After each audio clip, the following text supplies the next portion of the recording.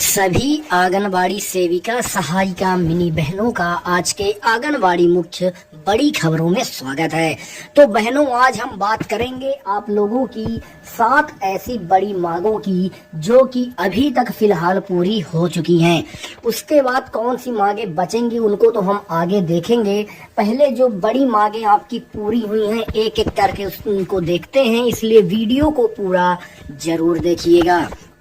सबसे पहली मांग बहनों जो कि पूरी हो चुकी है वह है मिनी आंगनबाड़ी केंद्र से रिलेटेड। जी हाँ, जितने भी मिनी आंगनबाड़ी केंद्र थे उन सभी को मेन केंद्रों में बदल दिया गया है, मेन केंद्रों में परिवर्तित कर दिया गया है या फिर अपग्रेड कर दिया गया है, आप कुछ भी ऐसा कह सकते हैं। तो जितने भी मिनी आंगनबाड़ी केंद्र थे सभी को मेन केंद्रों में बदला ही नहीं गया, ना सिर्फ उनके साथ ही साथ सहायिकाओं की नियुक्ति भी वहां पर हो गई है। आप सभी को पता है कि मिनी आंगनबाड़ी जो कार्यकर्ता बहनें हैं वो सभी अकेले ही अपना काम करती थी और काम का लोड उतना ही हुआ करता था जितना कि मेन कार्यकर्ताओं का है। चाहे किसी भी प्रकार के रजिस्टर भरने हो या फिर सुबह से आंगनबाड़ी खोलना, बच्चों का शाला पूर्व शिक्षा हो, टीकाकरण के काम हो, कुछ भी, तो उनके लिए सहायिकाएं नहीं थी। तो अब उन सहायिकाओं की भी नियुक्ति यहाँ पे कर दी गई है। हम बता दें कि ज्ञापन में भी इन मांगों को कई बार उठाया गया था कि मिनी आंगनबाड़ी केंद्रों को मेन केंद्रों में बदला जाए, तो मिनी केंद्रों को मेन केंद्रों में बदल दिया गया है और 1 दिसंबर से ही उनको मान्यता भी मेन केंद्रों की मिल चुकी है। अब इसी के साथ बहनों हम दूसरी मांग पे भी चलेंगे, जो दूसरी मांग आप लोगों की पूरी हुई है हाल फिलहाल में ही, जिसमें से दूसरी मांग भी मिनी आंगनबाड़ी से ही जुड़ी हुई है। जी हाँ, मिनी आंगनबाड़ी की जो कार्यकर्ता बहनें हैं तो मिनी कार्यकर्ताओं को भी मेन कार्यकर्ता के रूप में नियुक्ति कर दिया गया है।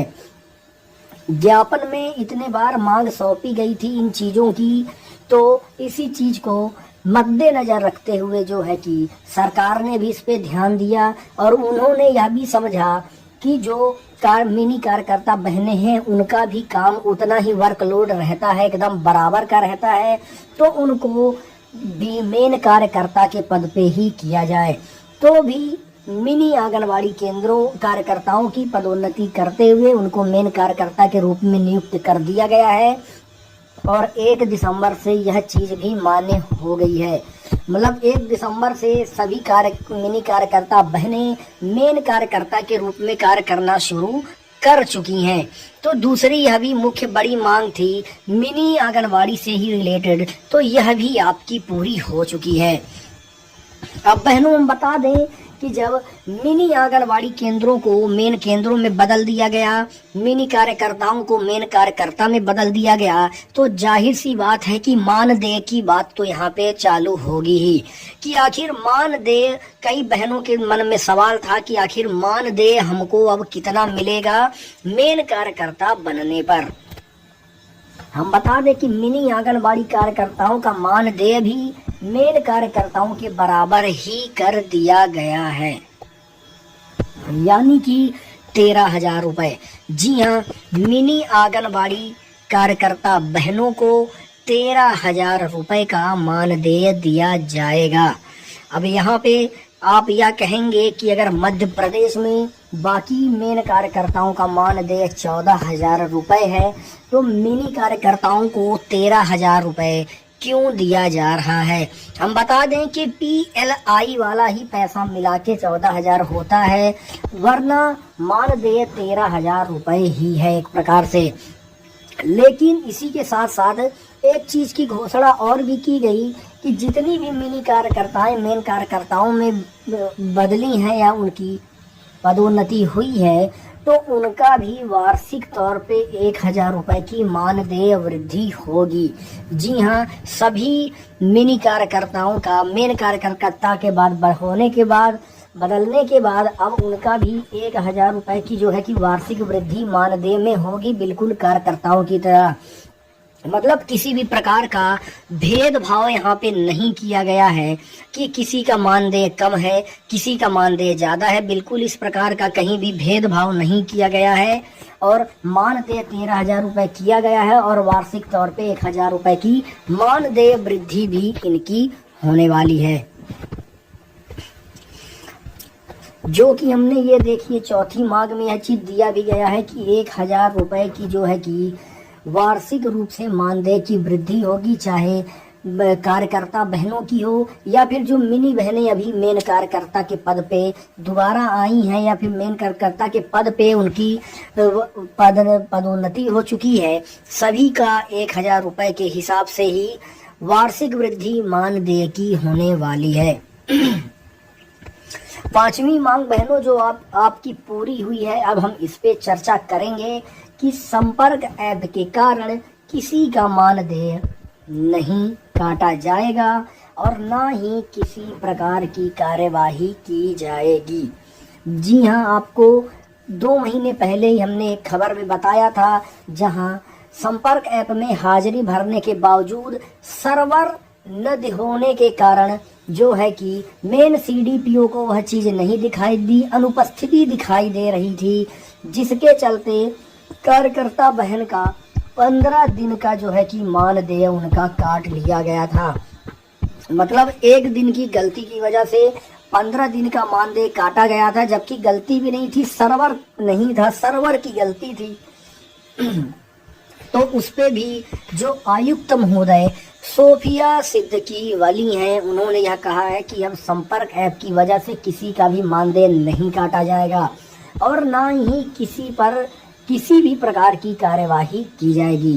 संपर्क ऐप के माध्यम से आंगनबाड़ी में जो शिकायतें होती हैं कि आंगनबाड़ी केंद्र उसमें नहीं खुलता है, नाश्ता खाना भी जाहिर सी बात है कि सही से नहीं भर पाता है, अधिकारियों के दबाव में उपस्थिति से अधिक की हाजिरी लगवाई जाती है, उन सब चीज़ों के लिए ही संपर्क ऐप की तैयारी की गई है।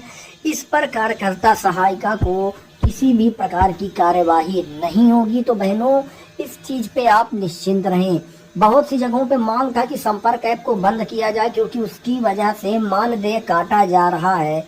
तो संपर्क ऐप तो खैर बंद नहीं हो पाएगा निगरानी की वजह से, लेकिन अब उसकी वजह से मानदेय किसी भी कार्यकर्ता बहन का नहीं कटेगा। इसलिए अब इसमें आप लोगों को चिंता करने की बिल्कुल भी जरूरत आंगनवाड़ी बहनों को नहीं है। तो इस प्रकार से बहनों, आपकी यह 5वीं मांग भी नवंबर में ही पूरी हो गई थी। बात करेंगे 6वीं और मुख्य मांग की, जिसका भी आदेश पारित जो है कि अक्टूबर नवंबर में ही हो गया था। जीवन ज्योति बीमा का क्लेम भी आंगनवाड़ी कार्यकर्ताओं को मिलेगा। जी हाँ, 2 लाख रुपए तक का जो अब बीमा है वह आंगनवाड़ी कार्यकर्ताओं का होगा, जिसमें हम बता दें कि अगर किसी भगवान न करे किसी भी दुर्घटनावश अगर आंशिक रूप से अगर विकलांग हो जाती हैं कार्यकर्ता या अपंग हो जाती हैं, तो उस स्थिति में उनको 1 लाख रुपए की राशि दी जाएगी या 1 लाख रुपए राशि की मदद की जाएगी। साथ ही जीवन ज्योति पेंशन योजना का लाभ भी कार्यकर्ताओं को मिलेगा।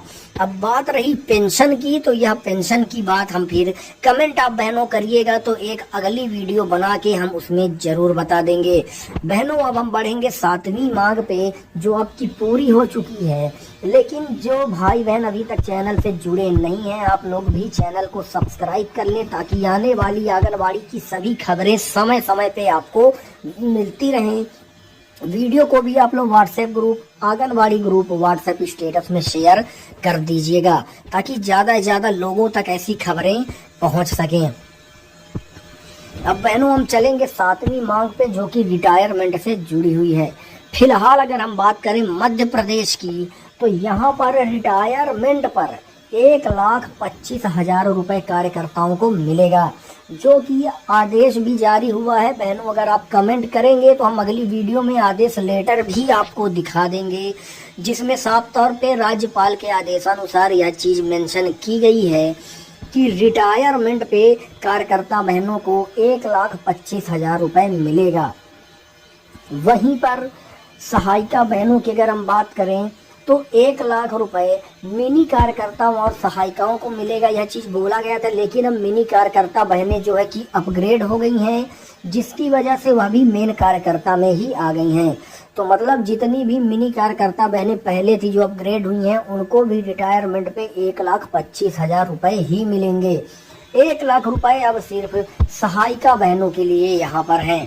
मतलब कि 1 लाख रुपए अब सहायिका बहनों को रिटायरमेंट होने पे मिलेंगे।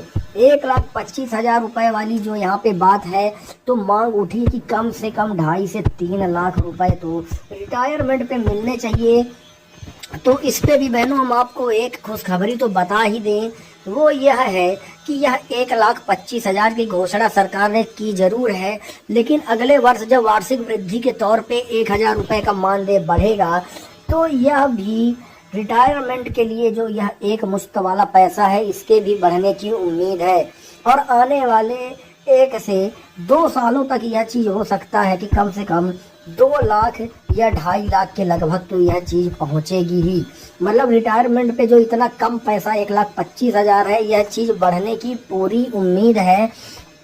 इसके लिए हो सकता है कि आंदोलन हड़ताल हालांकि जरूर करना पड़े। बात रही पेंशन की बहनों, तो जैसा कि हमने बता दिया है कि 2 लाख का बीमा रहेगा। अगर दुर्घटनावश मृत्यु हो जाती है तो 2 लाख रुपए परिवार को आर्थिक रूप से मदद मिलेगी। आंशिक रूप से अपंग या विकलांग हो जाने पे 1 लाख रुपए की आर्थिक मदद मिलेगी। और यहाँ भी हम बता दें कि यह सिर्फ आंगनबाड़ी कार्यकर्ताओं के लिए ही नहीं है, यह आंगनबाड़ी कार्यकर्ता और सहायिका दोनों के लिए है कि जीवन ज्योति बीमा के अनुसार उनको यह पैसा क्लेम करने को मिलेगा। और इसके साथ बहनों, जीवन ज्योति बीमा का कितना बीमा का पैसा या फिर किस्त आपके खाते से कटेगा, वह भी बिना आपके परमिशन के नहीं कटेगा। अगर आप चाहती हैं कि उनको बीमा करवाना है, तभी आपके 424 रुपए जो है कि वार्षिक रूप से कटेंगे, जो कि कोई बड़ी राशि नहीं है। तो इसके बारे में भी अगर आप बहनों कमेंट करेंगे, तो हम आपको अलग से प्रॉपर वीडियो बना के जीवन ज्योति बीमा के बारे में बता देंगे। कितना किस्त रहता है, कब कटता है, कहाँ से लिंक रहता है, कब आपको मिलेगा, यह पूरी जानकारी उसमें रहेगी। तो आंगनबाड़ी से जुड़े जितने भी सवाल जवाब हैं, उनके लिए भाई बहन आप लोग कमेंट जरूर करके सवाल को पूछ सकते हैं। साथ ही चैनल से जुड़े रहने के लिए चैनल को सब्सक्राइब भी कर लें, और इसी के साथ वीडियो को ज़्यादा से ज़्यादा व्हाट्सएप ग्रुप, आंगनबाड़ी ग्रुप में भी शेयर कर दीजिएगा। वीडियो बहनों अगर पसंद आई हो तो वीडियो को एक लाइक आप जरूर कर दीजिएगा। अंगूठे का निशान नीचे बना ही है। इसी के साथ हम मिलेंगे आंगनबाड़ी की अन्य मुख्य एवं और भी बड़ी मांगों के साथ, आंगनबाड़ी की अन्य मुख्य बड़ी खबरों के साथ। तब तक के लिए बहनों नमस्कार।